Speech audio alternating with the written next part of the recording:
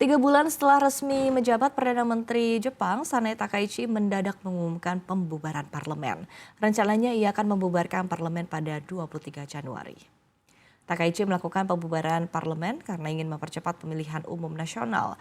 Takaichi mempercepat pemilu demi mencari dukungan dari para pemilih atas kebijakannya meningkatkan pengeluaran negara, pemotongan pajak hingga strategi di sektor keamanan. Keputusan Takaichi untuk menggelar pemilu lebih awal juga dinilai menjadi langkah strategis demi memanfaatkan dukungan publik yang masih tinggi. Selain itu, ini juga diharapkan bisa memperkuat posisinya di internal Partai Demokrat Liberal yang berkuasa, sekaligus memperkuat mayoritas koalisi pemerintahan.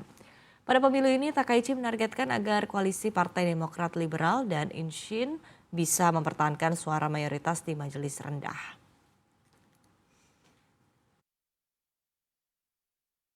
私は本日、内閣総理大臣として1月23日に衆議院を解散する決断をいたしました。私自身も内閣総理大臣としての進退をかけます。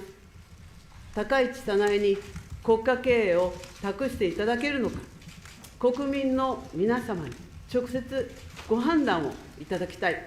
今、衆議院でも参議院でも過半数の議席を持たない自民党の総裁が内閣総理大臣を務めている。また、前回の衆議院選挙では、自民党、公明党の連立政権を前提に、国民の皆様の審判を仰ぎました。今や連立政権の枠組みも変わりました。だからこそ、政治の側の都合ではなく、国民の皆様の意思に正面から問いかける道を選びました。